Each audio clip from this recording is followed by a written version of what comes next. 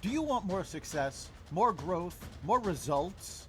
Then it's time for the Boundless Success Accelerator from the Modern Observer Group. This isn't your average coaching program. It's where top performers come to dominate.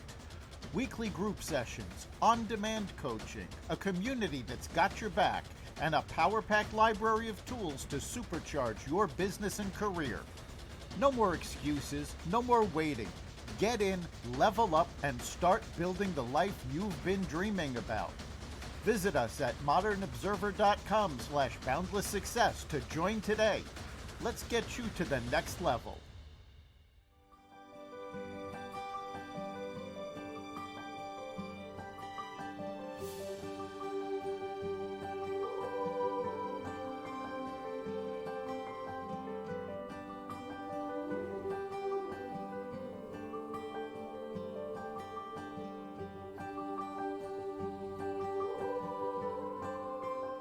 We're lighting the candle, a world that works, and I'm Bill Correll. I'm here with my twin and compatriot Jan Jeremias, who I love dearly, and I tell you that with a tongue in cheek because I'm 6'4" and weigh 250 pounds. And Jan, what are you, about 5'2" and maybe less than half of that?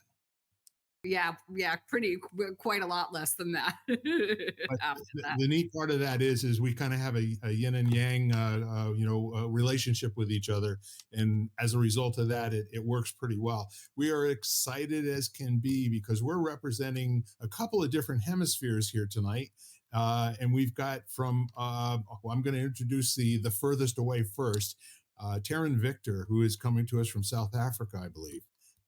Welcome. Absolutely. Thank you so much, Paul, for having me, Jan, Mary Jane.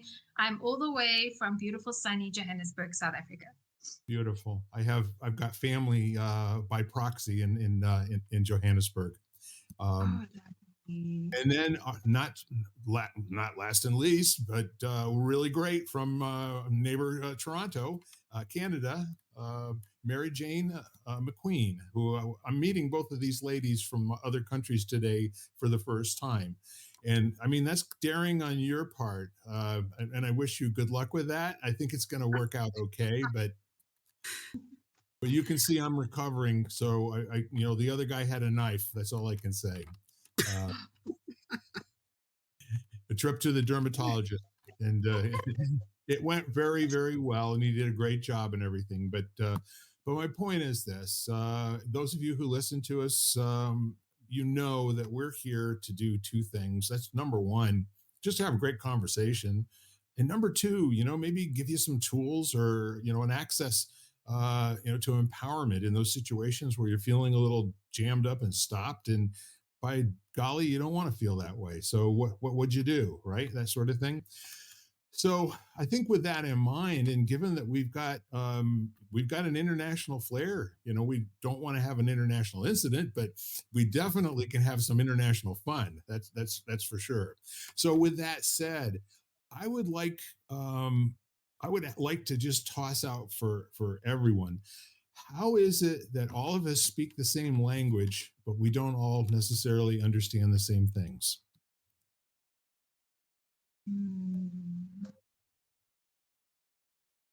That's a deep question. It is. I'm like, wow, that's stopped me in my tracks. We only have an hour, so.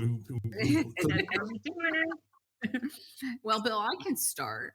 Yeah. If that'll help. So I think that happens, or believe that happens, because we each come with our own story and our own experiences, and we've interpreted language and information accordingly. So, I was just having this conversation with someone recently, and we were talking about certain words. Like, he was talking about a word that really doesn't resonate with him, that kind of actually rubs him the wrong way. And it wasn't any sort of word that really had any profound meaning. Like, it wasn't a word that was loaded. Okay. And it was just really interesting to kind of see his reaction about that.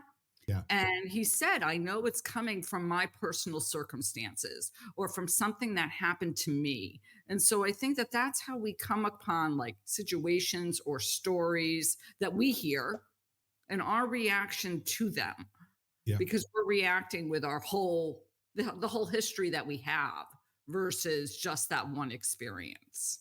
Yeah. Yeah. Taryn, what do you think about language and international issues that may get in the way of people actually communicating using the same words? You know, we like English is a universal language. Most of the people can speak English. But I think from an international point of view, it's how we interpret it.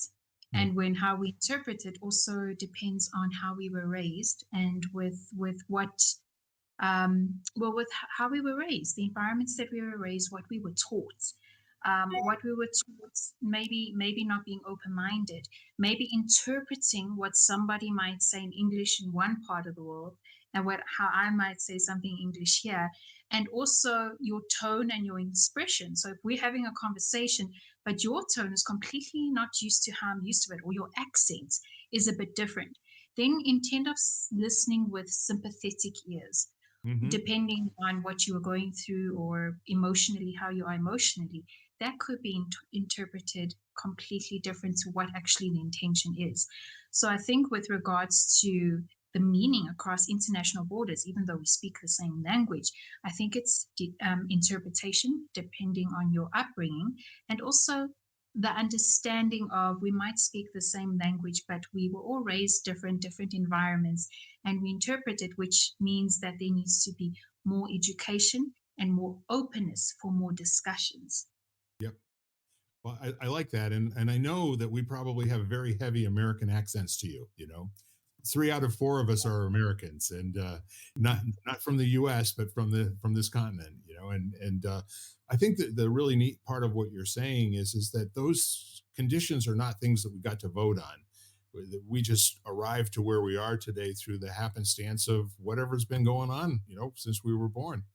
And Mary Jane, how about you? Do you think that this is an international kind of a thing, or would you say that even in Canada, not everybody understands what everybody's saying all the time? Well, it's really funny because in Canada we have two really official languages, right? French and English. So sometimes we don't always understand, but but no, I think it's true. It's a little bit, I think, of what Taryn was saying and what Jan was speaking to as well. I mean, we all come to this point today from different journeys and different stories and traumas and different things that have affected us in our lifetimes, and what our experiences brings that thing brings us to that same point where we're kind of like, I don't quite understand what you're saying. But I mean, really, if Darren was sort of alluding to it, it was like, if we actually take time to listen attentively, to listen to what people are actually saying, not just the words but the feeling Right. behind what they're saying, I think we have a better understanding overall. This is, but thank you for not pointing out that I have a Canadian accent, because most people say I have a Canadian accent, so I'm not quite sure what that is, but okay. It's not heavy, or my ear's been trained to hear no accent. It's a great accent, all of you. I especially like Jan's Jewish accent. You know, I mean, You all speak we Jewish. know, yeah. And I don't think I have a Jewish accent, but thank you. I And don't think you do either, but yesterday, not compared to some of the people we met down in Harlem a month or two ago. no, no. And I'm laughing because the other day, Mary Jane and I were on, I guess it might have been on Saturday, and we were talking about Yiddish. And I was saying, Yes. Yiddish is a great language because the words sound like what they mean. Yeah. And I love languages like that, where like the word actually sounds like what if you were to translate it, like what the meaning is. For good reason. You know, That's I right, mean, they've been exactly. working on it for 5,000 years. So, I mean, they've got it pretty well perfected at this point, right? Absolutely, absolutely. Well, see, the interesting thing is, too, while I'm listening to you, all 3 of you wonderful ladies, I find personally, in a situation where there's a group and someone has a distinct accent, people will listen more carefully until they know that person fairly well, and then they get treated like anybody else in the room. which is to barely listen to anything they have to say at all and wait for your turn to, to come out with your great idea. But it just kind of like, it's there for me at the moment that if we worked hard at listening through the accent of what we know about that person, what we believe about that person, what that we assume. And it's like when you walk into a room with some people, you already know the first 5 words that are going to come out of their mouth before they speak. How do we do that? And then we're right about it, which makes us even worse listeners, there are people you don't want to hear speak. And there are people that, God, I would drive 3 hours, just to listen to them read the phone book, or something like that. And how does that happen? And how do we kind of light people up a little bit and give them that kind of interest in the questioning of what is it about the other people that you're around that's really important to find out? So I think everybody's got a very specific, special message only your DNA can deliver. Um, I think when you enter a room, I think for me it boils down to morals and values. When you enter a room, you can feel, no matter, even if it's online, you can really feel the space of whether it's warm and inviting or whether it's cold. And I would say what I do is I have no expectations. I'm coming into this room with an open mind and I'm looking forward to meeting a whole bunch of people. Because the minute you have expectations, and you start keep making assumptions, then already you're going to be let down because that person is either going to not exceed your expectation or be the complete opposite. I love building relationships. So when I walk into a room, whether in person and online space, I absolutely just think to myself, I cannot wait. If it's, for example, if it's no one for the first time, Bill, like it's the first time I'm meeting you, Mary Jane, it was the first time I met her face to face on Saturday. I just knew that if this was a space that I was meant to be in, that I was aligned to, these are the people that I was meant to speak to. And I just had an open heart and an open mind and just take people for, accept them for who they are first time, and get to know them before anything else. Have that conversation. Then you can pick up when you are going to have a good conversation with someone, or you're just going to introduce and move on. So that's how I've kind of learned over time how to do it. Just have an open heart and an open mind. And those who are meant that you have that warm conversation with, obviously you'll build a relationship business wise or further. But I don't think you can actually preconceive what type of room it's going to be unless you know already the environment that you're going to enter into. So when you were invited to come on this podcast, what were the first thoughts, if you can recall? What were the first couple of things that you thought about? Because my twin she's hard to turn down, first of all, and second of all, she's just so much fun. I can't think of a single person on the face of the planet that doesn't love her. So I love Jan to bits. Jan is the most beautiful, kind person I know, and Mary Jane as well, two of the most biggest hearts ever. And Jan and I align on beautiful ways. We resonate in so many ways. So when she said hi, invited me, said, "Would you like to come and chat?" One, she knows how much I love storytelling. Two, she already knows my personality and is able to read my personality. So my first thoughts were, wow, what an honor. This is a privilege that you're inviting me into your space, your beautiful space, to come and share a conversation. And I was like, well, I cannot wait to meet Bill. I cannot wait to do this because Jan intentionally invited me here. There's a reason she invited me. And I was like, I'm so excited, but now I need to prepare. What are we going to talk about? Of course you do. That's what thinking people do, right? It's going to I be wanted to be spontaneous and prepared. genuine. Okay, let me study up a little bit here. Mary Jane, how about you? Yeah, it's interesting because I had a very similar feeling. Well, obviously, Jen and I collaborate a lot, so I already know what she brings. And when it's kind of like what Taryn was mentioning when she said, "Hey, do you want to join us for the conversation?" I'm like, "Yeah, sure." And I'm like, "Okay, well, I have an appointment, but I'll just reschedule it. It's okay." Oh, So there you go. I was motivated because I knew if Jan was asking, there was a really good reason why she was asking for that. So Yeah. and I was excited because I thought, oh, this is lovely just to have a conversation. I love that interaction, that relationship building with people, just learning a little bit more about who and what they're about. I find people fascinating. Yeah. I agree. It's kind of a hobby for me. I just want to say one more thing. What I heard in both of you, and not necessarily what you said, but maybe what you didn't say, was if Jan's inviting me, it's going to be worthwhile. And maybe this Bill Correll guy will be okay. You're more than okay, Bill, but yeah, you're average. Yeah. Say some more. Say some more. I love being average. I love you. Well, it was interesting when Taryn was speaking. First of all, thank you both, and thank you, Bill.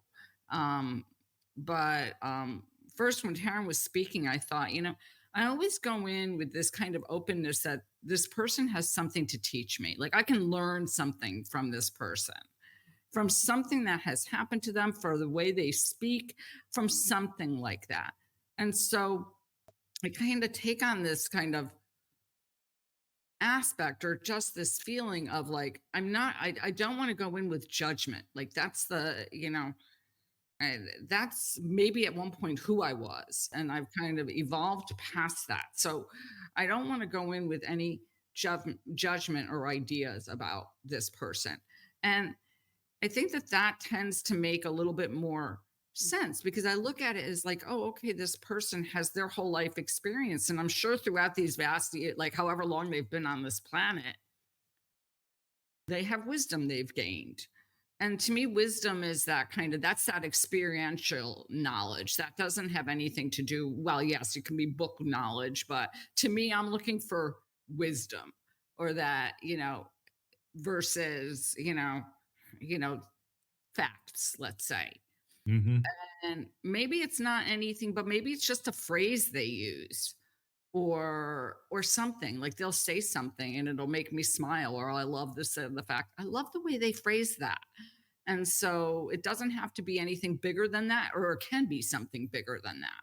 Yeah. But I think that I look at it as an opportunity versus, I want to say, almost going in with a battle, or with this idea of like, where I'm on the defensive, like, and so, which never creates a really, because then you're not open to anything, because you're, this whole idea of I'm going to put on the armor and I'm going in with like swords flaring, like kind of thing, or however you want to think about it.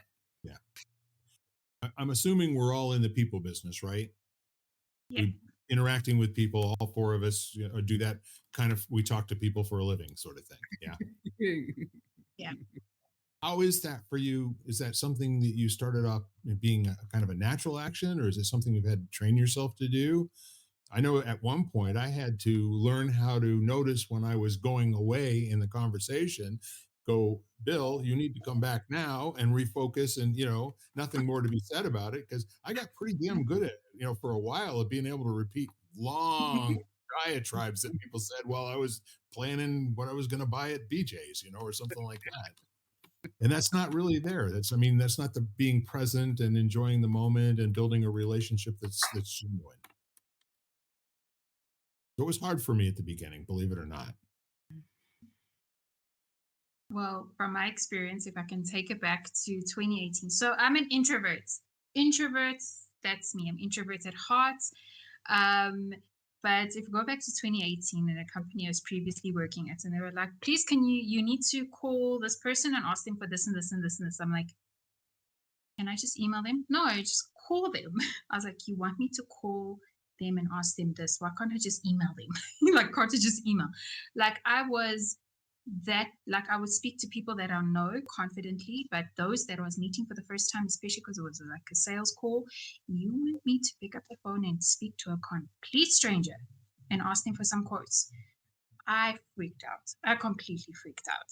So from that point of view, or point in time, it's actually been a skill that I had to learn. I needed to, like a muscle, I needed to get into practice. So the more I network, the more I put myself around people, trust, like the more I got out to people, and the more I met people who had the same morals and values like I have, or accepted me for who I was and allowed me to just be.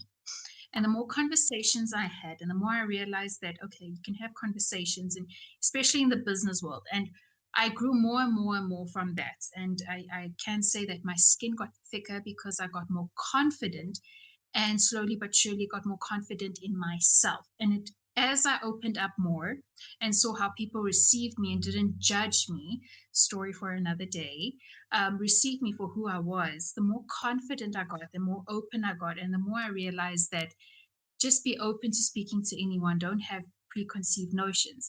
And so it's taken me since that phone call until now in 2024 to be speaking to you so openly and excitedly. Oh my gosh, I'm going to see Mary Jane and Bill and have a beautiful conversation while you are opposite all the way on the other side of the world. But I can confidently be myself because I know that this is a safe space because I was invited by a person I can trust.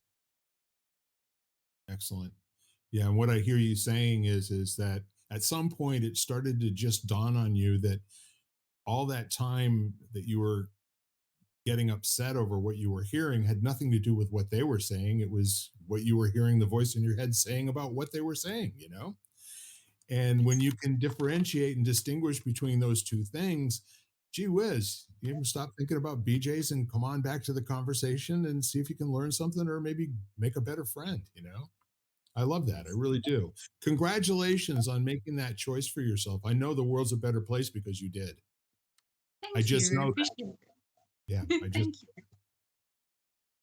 you. Mary Jane. Mary Jane, go ahead. We're like looking at each other. You speak. No, you speak. Yeah, I know. All right, we're not going to have any quiet conspiracies going on here, you know. Oh, Give you us, didn't know that we had like a, give us It's the 411. Yeah. synchronicity is like, Jan, you yes. know, it's your Yeah. turn. Well, if you want, we can take 5 minutes of silence and just telepathically communicate with each other for a while and see if the folks at home get it. Oh gosh. Yes, exactly. No, I relate to what Taryn was saying. Like, I mean, for the longest part of my life, I was an introvert for sure. I was more the listener than the talker.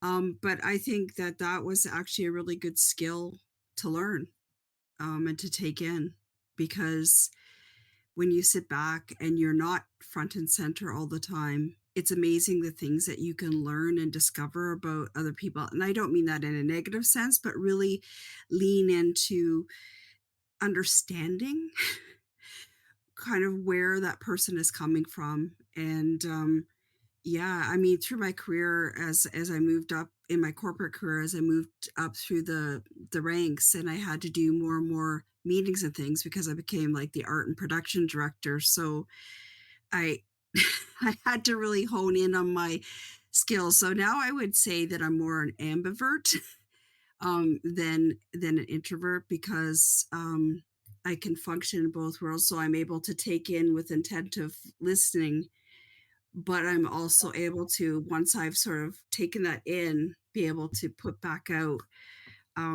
something that I feel that is of value. And the last few years, just for me, because I was restructured out of my job at the end of 2019, and I had to kind of figure out where I was orienting my life, and just doing the self-development kind of work, and working through some of those things, and feeling out some of the traumas that might have led me to where I am today. I just think really it has been beneficial to me. So I just, and relationship building, as Taryn was sort of mentioning, is that's the key. So it's like, say yes when you trust the person that's inviting you. So Yeah, you'll get over the risk in usually 4 or 5 seconds, you know. mhm. The other thing that I love that both of you are saying, and that you have to, and Mary Jane, you're a physical active listener, which I think is great, because you and I know that we have to cheer for people in our minds. Keep coming with the good stuff. Yeah, don't worry about the words, just get it out here so we can play with it a little bit and have some fun.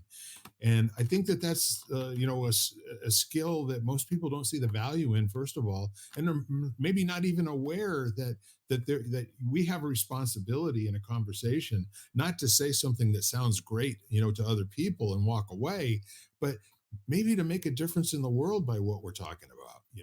And what if we approach conversations from that standpoint? It can be fun to make a difference in the world, so we should do that. Hmm. I agree. Yeah, Yeah. Yeah, I thought you were going to say something, Bill. So I I wait. was, but I thought you were going to say something too. So No, I mean, I The was lines, waiting. lines Blanks. blurred there. Yeah. So okay. So I can go. So it definitely was something I learned. I'm still learning. I think it is an ongoing process. I'm still practicing, and I do have points depending on, let's say, how tired I am or whatever, where I do vacate during a conversation. But I think I've also gotten better at saying to people, I'm sorry I missed that.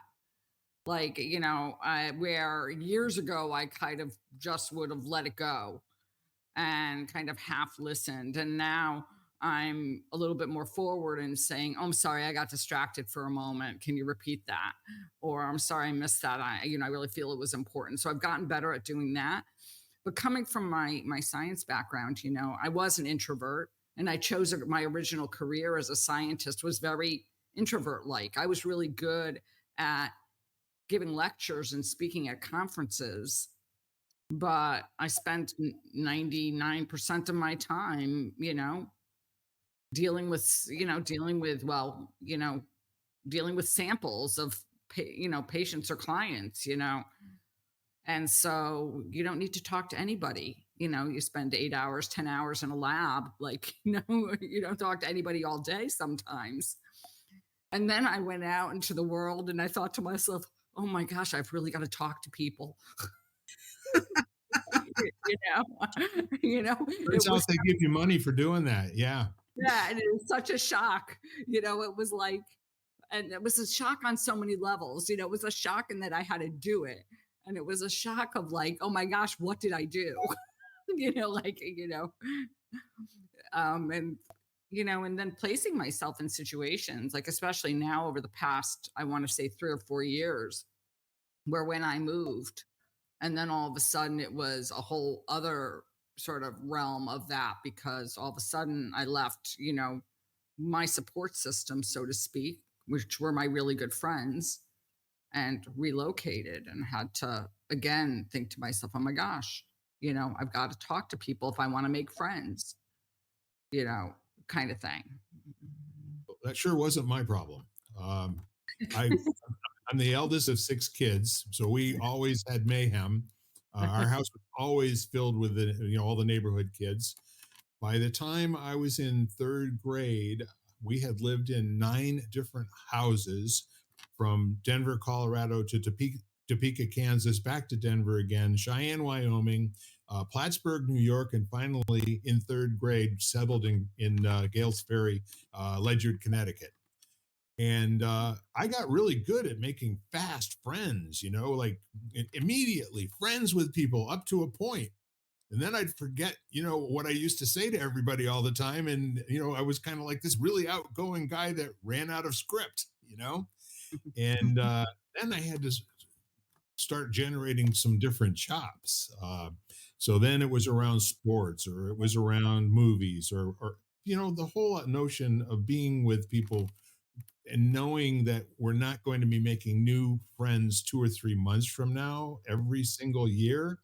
That was cool. So when we put down roots, we lived in Ledyard, graduated from high school there, went away to college. I'm still in touch with most of my classmates that are still alive at this point, and that's just wonderful.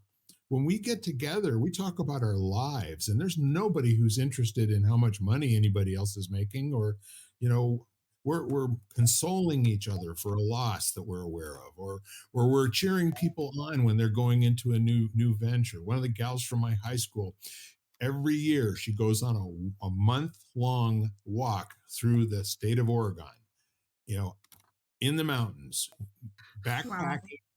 Yeah, no, it's incredible. She's about Jan's size, but she's got a heart like a lion, and she's a maven in business as well. But we all get together and we just enjoy each other's company. And I really can feel other people, wishing for each other in these conversations. Yeah, that's great. Keep going. Yeah, that's really cool. Tell us more about that. And it's an extension of family as far as I'm concerned. We all regard each other and through the miracle of Facebook, really. And you folks are probably we're connected because of LinkedIn, I would imagine. Yeah. Yeah. It's not quite as cool as Facebook in terms of having family like that. But again, the three of you are pretty much family at this point too. I get that. Yes. So, that taking the risk with somebody new that I'd say something that would just tick them off, and not knowing necessarily what to do about that. Um, that's where the risk was for me. It was easy to be likable and walk away. It wasn't easy for me to really give a damn about what their problems were. Mm-hmm. And I had to train myself to really care. And then when I did care, can't turn it off. I fall in love with the people who wash the dishes at the places where we go and get dinner. They're all friends, and it breaks my heart when somebody leaves and goes back to China, or somebody leaves and goes to another place and all that. But see, that's the risk, is living a life that's got that much love in it. While I'm loving, I'm not thinking about the future grief, but I mean, that's just what we sign up for if we're really going to give a good rap.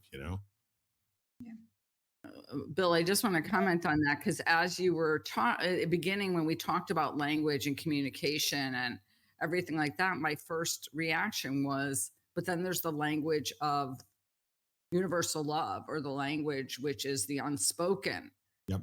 Which I think, if you can go into conversations like that with, this idea of, and everybody spoke about it today in this conversation, of being open and looking at each person, as a human being with all the, beautifully human, like that kind of beautifully humanly imperfect, but beautiful, like beautifully imperfect, but perfect. Yeah. Then that's where it comes from. And I thought to myself, and all the language we all speak is universal love. Like, that's really what everyone speaks. Yeah, and many of us have different love languages, don't we? It does. It do. What came to mind while you were saying that? Have you ever had a conversation with somebody that's maybe a waitress, or somebody that you met at the bus stop? Somebody simply having a conversation with someone in the queue while you're standing in the queue for the bank. Like, sometimes it's not people that or meet in the online space or in networking meetings. Sometimes the simplest conversations are ones that you have with complete strangers, that are the nicest conversations, that you're like, I would love to meet that person again, but you never do. But just their presence and what you learn from it, and just the warmth of their conversation, you keep it with you for the longest time. Yep, and I take away presents from that too. Exactly. And Jan can tell you to a fault, I am embarrassed the people that I'm with by how I have to stop and talk to every person we walk by. And, oh, you're from Romania? How long have you been in Harlem? And what do you do over here? Do you like this food? Is this kind of the same food that you get in Romania? And are you going to be here next year? Like, where are you going? What's up? I know my whole family is like, there's dad being dad again, and but, I'm willing to fall in love with every person I meet. I love you all. I just haven't met many of you yet. There's 8 billion, and I only have, I don't know, maybe 12 or 13,000 friends. I got to get busy here. But I love you saying that because it just called out from me. That's my way of being. I am interested genuinely in what, I don't care who you are. I don't care if it's hard for you to speak the language. I listen better to people who I have to really understand what they're saying. One of my best friends is a Frenchman, and he speaks better English now than he used to, but I still have to listen to him carefully because his accent is very thick. He's Parisian French, by the way. Mhm. So thank you for bringing that up, because be willing to have more friends, tonight than you have this morning getting out of bed. That's a cool thing to do, in my humble opinion. Mhm. Absolutely. And we all have something to give. And that thing, Jan knows this, is that storytelling. We have a story to tell. We have a gift to give someone that you don't know, they might have needed to hear that today. And it Yeah. doesn't matter who they are, giving them a compliment. Hey, how are you? That is a beautiful dress. Just kickstarts the conversation. And just with that person leaving with that smile, I actually receive happiness in my heart because we had a lovely conversation and they smiling and I'm feeling good because I just received while they smiling now. And I had a beautiful conversation with someone just as beautiful. It's interesting too when that doesn't get the desired result. When you pay somebody a compliment, and where they are in the world is they can't receive it. They have to say, "Oh, no, it's not that. It's this old thing, whatever." Maybe you and I do that a little bit too sometimes, but there's a lot of generosity in just receiving a compliment from somebody. And it may be different in South Africa because I haven't been there. I will, but You need to come this side. We are one of the most friendliest countries in the world. We yeah, love people. We love welcoming people into South Africa, sharing our homes, experiences, and having conversations like these. We yeah, love it. yeah. And I love that you love it too, because I think we need more of that in the world, not less. Yes, exactly. And we need to disagree, with the understanding that the disagreement means we don't have the same information. Let's keep going here, and let's give it understanding a shot. Let's see if we can make each other understand. You have to really love somebody to listen to them on some subjects. You know what I mean? Mhm. 100%. Yeah. How's it going up there in Canada? Eh? Hey? Yeah. And you do have a Canadian accent, by the way, Mary Jane. Oh, thank you. It's a nice accent, but but you do have one. Boot and a boot. Yeah. The boots, yes. Yeah, boots. Um, Yeah, I love that. Anyways, I love what you were sharing, Bella, and Taryn as well. Yeah. and I was thinking of this idea of stories because I think that if you can get someone, basically when they talk about themselves, they're telling you a story. Hmm. And I think that's what we remember anyway. Um, Mary Jane and I did our audio event on Friday, and we had this lovely woman get on, and I don't know where she was from, but she was talking about her father who had been an architect. We were talking about journaling and using pencil and paper, and she was talking about the fact that she has to use a number 2 pencil when she journals. Very Being specific. from the States, that's very funny because every standardized test we ever take in school or afterwards, like every form, has to be done with a number 2 pencil. So everybody in the audience started to I just snickered because I was like, oh my gosh, a number 2 pencil. And she was talking about she probably got it from her father, who was an architect.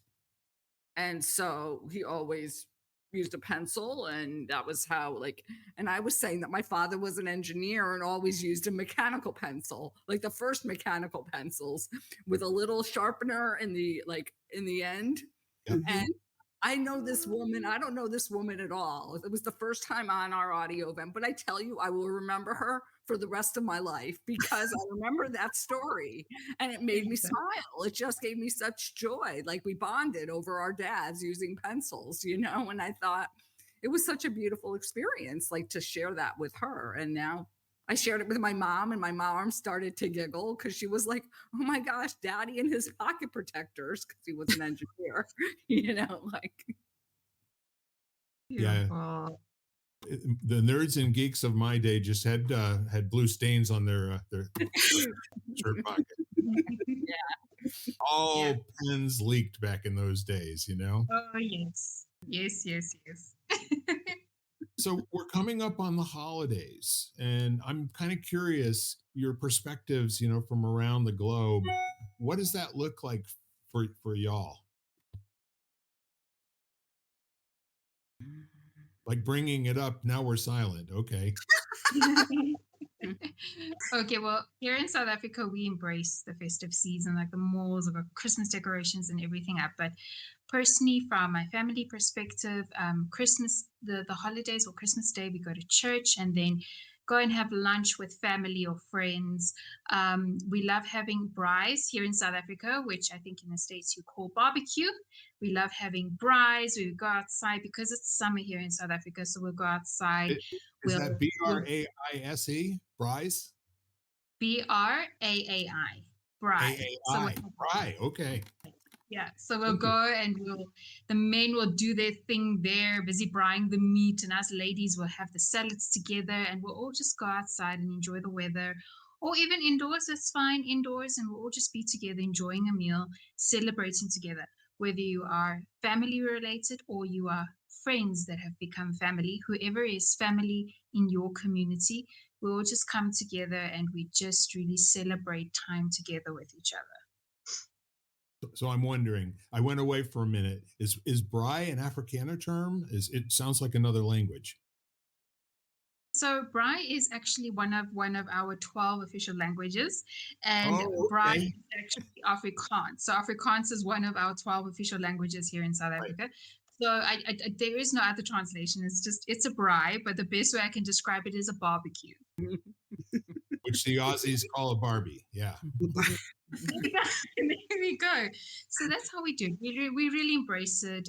Buy gifts, give each other gifts, make calls, call those that you haven't spoken to. We really embrace the time to just make sure we spend time with those that you don't see, or just get in touch with those. We were just celebrating each other and enjoying their time and resting, of course, over the period, welcoming in the new year as well. Yeah. That's beautiful. It's And how it's about north of the me. border? Yes. Well, I'm pretty sure that Canada and the U.S. have very similar traditions. Maybe we have a few that we've kept some.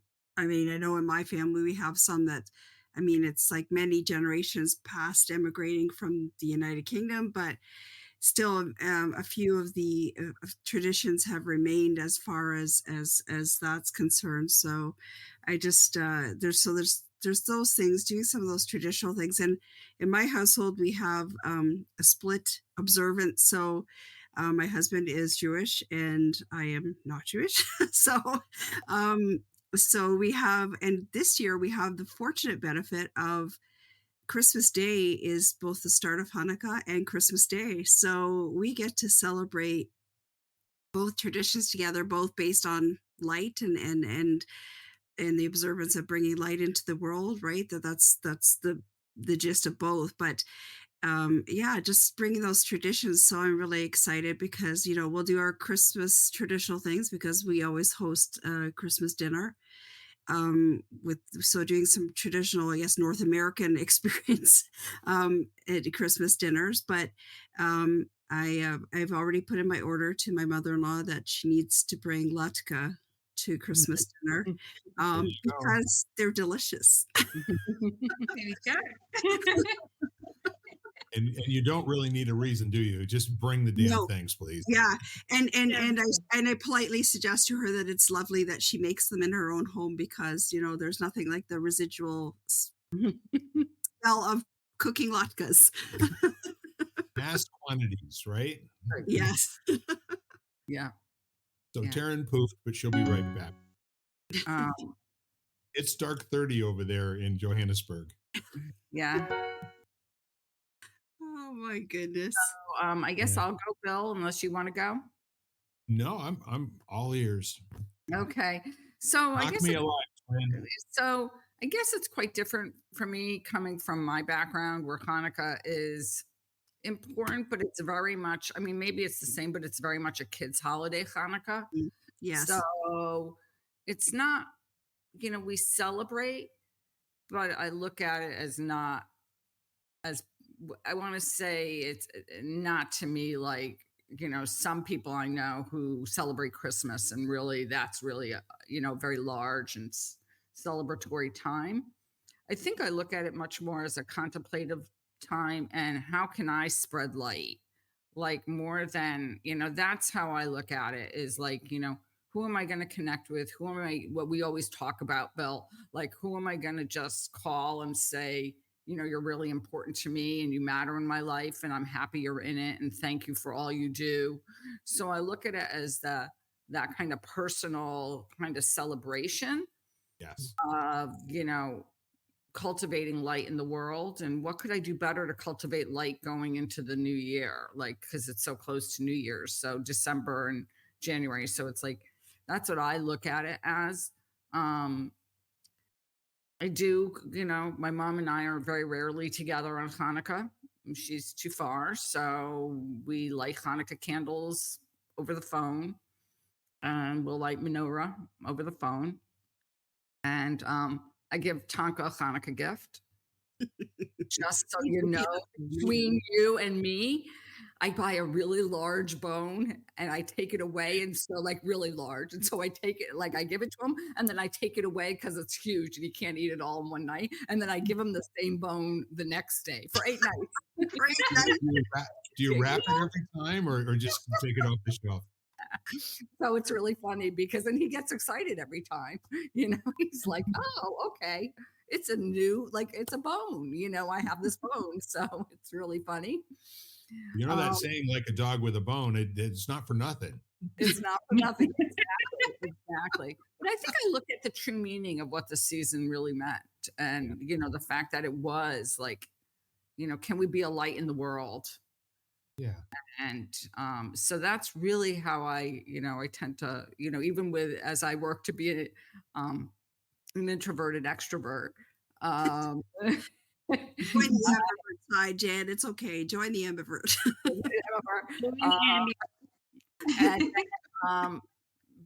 I do, but I have that really deeply contemplative side. So I think I really reflect and kind of say, okay, well, how can I be better? Yeah, I love that. And I also love the ambivert. I think it's like, can we all just be left-handed right-handers for a little while, That's exactly right. Birds in one conversation. I love it. That's right.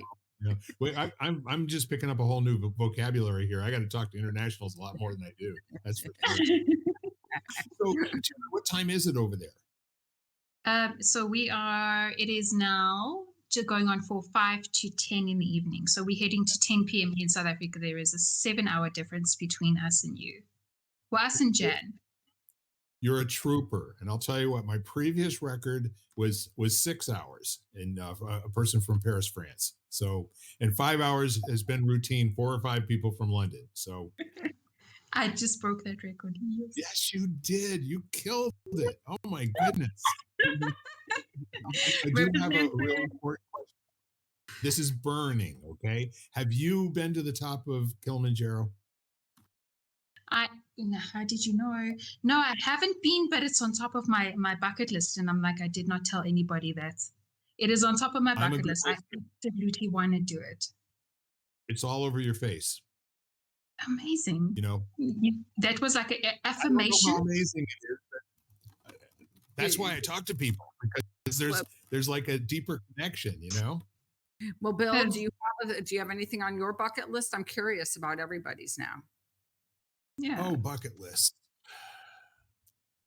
Yeah, I'll never finish my bucket list. To get to all of it, I'm going to have to live to be about 175 years old. So, no, I think really the most important thing for me, there's a few things, and some of it is around public speaking. And it's about, inviting people to really consider what a miraculous gift they are to the world. And I was in a conversation with a gal yesterday, and part of my bucket list is that when there is a clear and present opportunity to make a difference with another human being, that I'll step up to it and not shy away and keep giving what I can give, And I came up to a point and she was talking about how disgusted that she was with how, her life was going and what she was putting up with. And I said, you need to decide not to squander your life being who you are. Yeah. And she said, can you say that again? And I don't even know if that's what I said really, but that's what I'm remembering it would have been pretty much like. And she said, Bill, that just opens doors, This is all up to me, isn't it? And she said, I have been wallowing. So I'm telling you that little quick story, Taryn, because we all do like to tell stories. And the neat part of it is that she went on and she promised to call me back within an hour or so. I didn't hear from her. Late last night, get a text message from her. Bill, I just got so busy having the best evening ever. After talking with you, she says, it's all clear to me. I am having so much fun talking to clients and family and all that sort of thing. And I can't wait to talk to you tomorrow, Bill, And I said, I would like that very much. So I want to be able to reach a lot of people at the same time and just invite them to the possibility that their life is and invite them to set down the heaviness that their life may be for them at the moment. And part of that is, why Jan and I just completed a year-long effort working with about 28 other authors, generating that new book on grief. I think the sky's the limit, in terms of where we can go from here. So my bucket list has a lot to do with a legacy to people I haven't met yet, and maybe a legacy to people who aren't born. That is so incredible. So congratulations to both you and Jan on that book. I'm so excited for you both. And just something that you touched on with the importance of conversation. You don't know what that next person needs to hear. That's why being so open to that conversation. It's just like you mentioned Kilimanjaro. I never mentioned anyone, but that's like been my dream for years, and I'm going to do it. And sometimes we don't know it, but we're used to just let that person know that they're on the right path, or give them that little bit of hope, or maybe they're just in a space where they don't think anyone's getting them. And then the next minute you just have a conversation in the clothing aisle, and you just open up. And it really is just time and a conversation that can really change a person's life or help them to find the direction that they might have just wavered off their path. Yeah. And full disclosure, I didn't read your mind. It was just what was present here for me, And with that being the case, I learned to trust that with people. And sometimes, it creates a bit of a dark moment in the conversation while they're deciding whether or not they trust me enough to really tell me what's going on. Because 9 out of 10 times I'm not missing the mark by very much. But the point is that once they do, it opens up so much. It creates a world of possibilities, not the next possibility, but it's not an either or situation. It's like, this is a feast. Go and have a ball, and just be willing to fall down a lot. Okay. Don't worry about that. Don't worry about that. We got you. You just keep going. Okay. Yeah, it's so true. I think we also, Jen and Mary Jane, I don't know about you, but the fear of judgment, the fear of what others are going to say. How many dreams have been stopped or not pursued because of the comment from one negative person? It doesn't matter. It's your life. At the end of the day, they're not going to. I actually said this to my mom the other day. If it doesn't matter in 5 years, why give it 5 minutes? So spend the time on what matters. Don't worry about the next person, because you don't know what they're going through. Yeah, I love that. I love that. I used to tell my employees 100 years from now, nobody's going to remember this. So get after it. Yeah. What I really appreciate is between the four of us, we have a reach. We have an audience, and we have a listening. There's a powerful listening for all of us when we walk into a room and we look at a bunch of people and we smile. And then I don't know about you, but I look out there and I have nothing prepared to say. I just look to see, what do you need from me right now? I'm willing to get it wrong for two and three sentences. Let's see if we can get into something that we can really have some fun with. And that's this podcast. I mean, it really is. You both have been absolutely terrific, given your time and everything. Is there something else that you'd kind of like to say, or a message that you'd like to leave the listeners, before we check out here? Either Taryn or Mary Jane. I know you'll have the last word today, Jan. Mary Jane, I've spoken a lot. I'm going to let you go first. I think for me, I guess it was, we were talking about bucket list. So for me, it's not just bucket list. For me, there's many things on my bucket list, but I liked, Bill, what you were speaking to about legacy. And in life, I've had many people, my story is many people say, you're too sensitive, or you're too kind, or well, okay. It's like, because I've learned to recognize that the more that people are trying to squash that in me, that's really my superpower. So my legacy that I'd like to leave this world is leading always with kindness, empathy, and compassion. And that's in everything that I do. Clients, interactions, just in general. Kindness, empathy, and compassion. If you can do that, you'll never be wrong. Absolutely. Absolutely. And I can tell you, Mary Jane, just from my interactions with you, you are doing that. Thank you. You are doing that. For me, what I would like to share is, for the listeners listening, listen to others, hear others, because just by listening and letting others share their story, sometimes just as much as telling a story, listening to somebody's story can make a difference. Don't let anybody dim your light. It doesn't matter where you are in the world. I'm sitting here with three amazing people from all the way from the other side of the world, and we're having the best conversation ever. Like Jan always says, spread the light.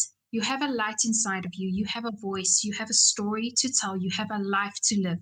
Live it. Don't make yourself small for anyone. Open your heart. Be kind. Share love. Have conversations. And just smile and know that you are loved and you are here for a purpose. Let no one stop you. You have one life. Live it. Go for what you want and never give up. A brilliant message. Thank you. So I'm going to have the last word, huh, Bill? So well, let me go first, okay? What? Let me go first before you have the last word. Oh, sure. So what I want to say is that we say this a lot in our podcast, that we create from nothing. We just show up and we bring what we got, and we see what happens. And a successful hour for me is either having my memories leak out my eyes and come down my face, or getting goosebumps, or both, right? And I've done several of that today, which is really, really a successful life's experience for me. I want to feel being alive.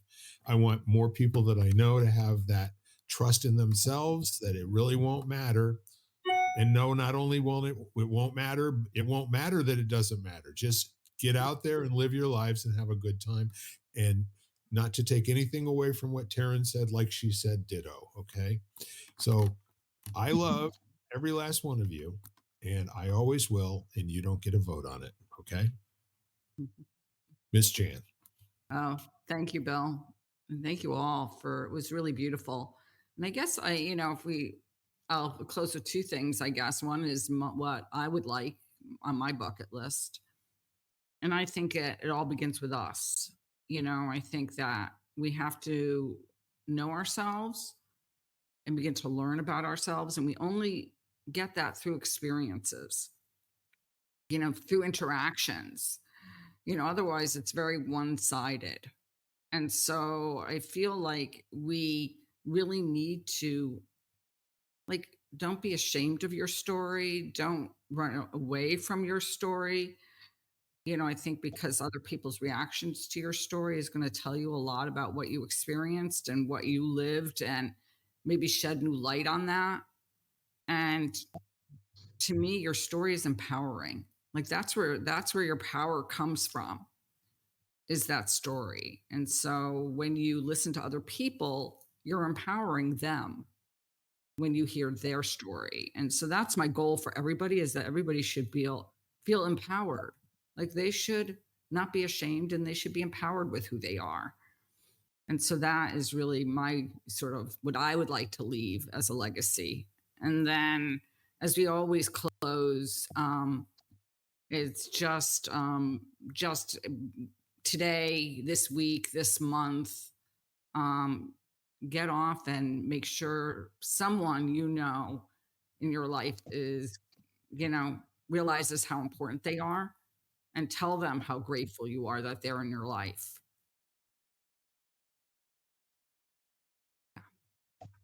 Amen. We are lighting the candle, a world that works. And thank you, ladies, for your partnership in this conversation. And thank you at home for listening. We wish for you the best Christmas, Hanukkah, Kwanzaa, whatever is your sport. It's the best one you've ever had. And thank you, ladies from all over the world.